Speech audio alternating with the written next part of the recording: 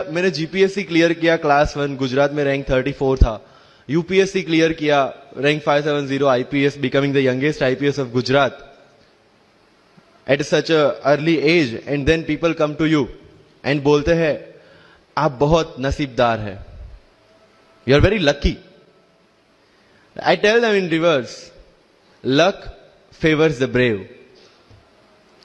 कोई अपना लक साथ में लेके नहीं आता, वो बनाना पड़ता है। अगर आपके पास रिस्क लेने का एटीट्यूड है, मैं गुजराती हूं and we know the business, and business का एक ही फंडा है, higher the risk higher the profit. So अगर 8:30 को आपका एक्सीडेंट होता है और 9 o'clock आप मेंस की एग्जाम देने जा सकते हैं, इंटरव्यू से पहले 1 महीने तक आप हॉस्पिटलाइज्ड है और उससे 1 वीक पहले आप दिल्ली जाके उसकी प्रिपरेशन कर सकते हैं, तो luck has to come with you. उसको आना पड़ेगा और आपको आईपीएस बनाना पड़ेगा। लोग बोलते हैं कि एक्सीडेंट के बाद आप जाके आए एंड ऑल, तो द सिंपल था कि मैं एग्जाम के लिए निकला, मेंस मेरा था, सुबह GS3 का पेपर था। 8:30 को मेरा स्कूटी स्लिप हो गया, मेरा लिगामेंट इंजरी हो गया, लेफ्ट हैंड में इंजरी था, सीट से ब्लीडिंग हो रहा था। लेकिन मेरे पास 2 ऑप्शन थे। मैं खड़ा हुआ, मैंने देखा okay, my right hand is safe, and I decided I'll go to the exam hall and write the exam. मेरे पास 2 ही ऑप्शन थे, या तो मैं वहां से उठ के रोने लगूं, यार मेरे साथ ही ऐसा क्यों हुआ, मेरा एक्सीडेंट हो गया, मेरा मेंस खराब हो गया, और हॉस्पिटल जाओ। या दूसरा ऑप्शन था कि मैं देखूं कि मैं 3 घंटे और सर्वाइव कर सकता हूं। हाँ, कर सकता हूं। मैं मेंस के लिए एग्जाम हॉल में गया।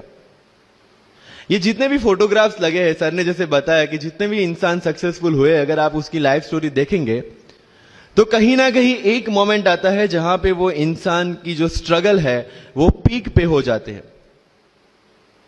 वो इस मोमेंट पे आपको डिसाइड करना है कि आपको वहां से यू टर्न लेना है या आपको वहां से आगे निकलना है। इन सब लोगों ने डिसाइड किया कि उनको वहां से आगे निकलना है, एंड दैट इज द फंडा ऑफ लाइफ।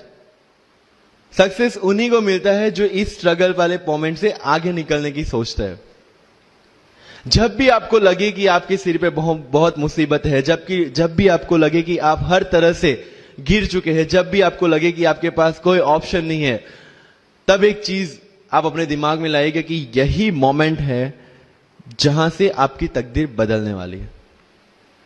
क्योंकि डायमंड जो होता है वो जितना ज्यादा घिसता है उतनी ज्यादा उसकी वैल्यू होती है। सोना जो होता है वो जितना ज्यादा तपता है उतनी उसकी वैल्यू होती है। अगर आप जिंदगी में तप रहे हैं, अगर आप जिंदगी में घिस रहे हैं, अगर आपको लग रहा है कि आप हर तरह से मुसीबतों में गिरे हुए हैं, तभी आपकी जो वैल्यू है वो बढ़ने वाली है। और यही मेरा एटीट्यूड रहा है। लोग बोलते हैं कि तुम्हारी फाइनेंशियल कंडीशन ठीक नहीं थी, पापा इलेक्ट्रिशियन थे, मम्मी हाउसवाइफ थी, डायमंड के कारखाने में काम करती थी, उसके बाद उन्होंने मैरिज में रोटियां बनाने का काम किया, और उस तरह से मैं पढ़ा। लेकिन जब मुझे पूछा जाता है कि ऐसी कौन सी चीज है आपकी लाइफ में जो आप बदलना चाहते हो, एंड आई सेड नथिंग। क्योंकि अगर वो चीजें नहीं होती मेरी लाइफ में तो शायद आज आपके सामने में नहीं होता। तो अगर लाइफ में प्रॉब्लम्स है, अगर लाइफ में स्ट्रगल है, जैसे सर ने बताया struggle is a part of life, and I strongly believe in that. क्योंकि अगर हम दिल्ली में थे, मेरे दोस्त के साथ में निकला बाहर घूमने, तो बोलता है यार ऐसी लाइफ चाहिए, कोई मगजमारी नहीं, आराम से बैठते हैं पूरे दिन एसी वाले कमरे में, बहुत सारे पैसे हैं और कोई टेंशन नहीं, ऐसी लाइफ चाहिए मुझे। मेरे पास ऑप्शन है। बोलता क्या? बोला देख सामने एटीएम का रूम दिख रहा है, एसी वाला कमरा है, बहुत सारे पैसे, कोई मगजमारी नहीं, जॉब ले ले। क्यों IAS IPS में दिमाग खराब कर रहा है? अगर स्ट्रगल नहीं चाहिए तो you have to compromise with that life.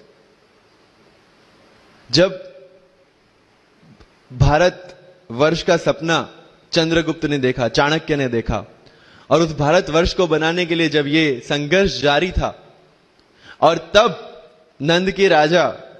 राजा धनानंद की डॉटर दूरदराज से चंद्रगुप्त को प्यार हो जाता है, और जब चाणक्य उनको बोलते कि नहीं तुम्हें उससे दूर रहना है, और तब चंद्रगुप्त बोलता है आचार्य कभी कभी सोचता हूं कि जिंदगी में या ये भारत के सम्राट बनने के लिए इतना त्याग, इतना बलिदान ना देना होता तो। और तब चाणक्य रिप्लाई करते हैं तो हर कोई भारत का सम्राट होता। This is the fundamental rule of life. अगर आईएएस बनने के लिए, आईपीएस बनने के लिए सैक्रिफाइस करना नहीं पड़ेगा, अगर उसके लिए आपको त्याग नहीं करना पड़ेगा, तो आज पूरे इंडिया में हर घर में आपको आईएएस आईपीएस मिल जाएंगे। So when you are entering into this game of UPSC or MPSC, make sure that you have to sacrifice anything which will take you to your goal. लेकिन प्रॉब्लम ये है कि हमें टेंशन होती है, यार दोस्त की एंगेजमेंट है, उसकी बर्थडे पार्टी है, उसकी शादी है, अटेंड नहीं करूंगा तो बोलेगा मैं तेरी शादी में नहीं आऊंगा, एंड ऑल। लेकिन बिलीव मी, जब आप आईएएस बन जाओगे, वो सामने से याद दिलाएगा, भाई इनविटेशन कार्ड नहीं भेजा तूने। समझ रहे हो? तो जो कुछ भी इसके लिए सेक्रीफाइस कर रहे हो, वो जब आप उस पोस्ट पे पहुंचोगे, सब कुछ वर्थ है, सब कुछ। मेरा इंटरव्यू था यूपीएससी का, मुझे एग्जैक्ट डेट याद है, 23 मार्च को मेरा इंटरव्यू था। 20 फरवरी को मुझे हॉस्पिटल में एडमिट किया गया क्योंकि मुझे इन्फेक्शन हो गया था बॉडी में, एंड बहुत हाई फीवर था, तो आईवी के अलावा कोई ऑप्शन नहीं था। 1 मार्च को ठीक होके मैंने सोचा चलो दिल्ली निकलते हैं। 2 मार्च को मैं दिल्ली पहुंचा। 3 मार्च को वापस से टॉन्सिलाइटिस का अटैक होने की वजह से फ्लाइट लेके वापस से पालनपुर, अहमदाबाद। Again hospitalization. 15 मार्च को I got relieved from the hospital. 16 मार्च को मैं दिल्ली पहुंचा और 23 मार्च को I gave my UPSC interview. तो 1 महीने का हॉस्पिटलाइजेशन। उसके बाद जब दिमाग में ये था कि मेरे साथ जो लोग इंटरव्यू दे रहे हैं वो 1 महीने से प्रिपरेशन कर रहे हैं, एंड 1 महीने से मैं हॉस्पिटल में था, again I thought this is the moment to prove yourself. I went to the interview और पूरे इंडिया में 2nd highest marks in interview for the entire life. कि जितने भी कंप्लेंट्स आपकी लाइफ में है, मैं यहां से आता हूं, मेरे पेरेंट्स ये करते हैं, मैं वो करता हूं, मेरा इंग्लिश अच्छा नहीं है, मेरा मैथ्स अच्छा नहीं है, ये सारे हमने अपने आप को दिए हुए एक्सक्यूजेस है। You have to find the solution by yourself. अगर इंग्लिश नहीं आता है, I can start with the 5th standard book, और 5th स्टैंडर्ड बुक से भी शुरुआत करने में अगर मुझे अपना ईगो बीच में आ रहा है, then I can not learn it at any stage of my life. Start with the 5th standard book, start listening English, start speaking English. अगर बोलने में शर्म आती है, अपने मोहल्ले के किसी 3-4 बच्चों को जो 1st 2nd स्टैंडर्ड में, उनको उठाओ और उनके साथ बातें करो। उनको वैसे भी समझ में नहीं आ, और अपने को वैसे भी पता है अपन क्या बोल रहे हैं। Getting my point? तो अगर वहां पे भी अगर ईगो बीच में आ रहा है, start doing like this, start speaking. मैं 11th-12th में था, मुझे पता था मेरा इंग्लिश कैसा है, फिर भी I used to speak English, क्योंकि मुझे पता है सामने वाले को तो वैसे भी समझ में नहीं आ रहा है। अगर किसी मूवी में इंग्लिश डायलॉग सुन लिया, पूरा दिन मेरे दिन, मतलब जहां पे भी कोई भी बात करूंगा, मैं वहां पे वो डायलॉग घुसाऊंगा। This attitude should be there.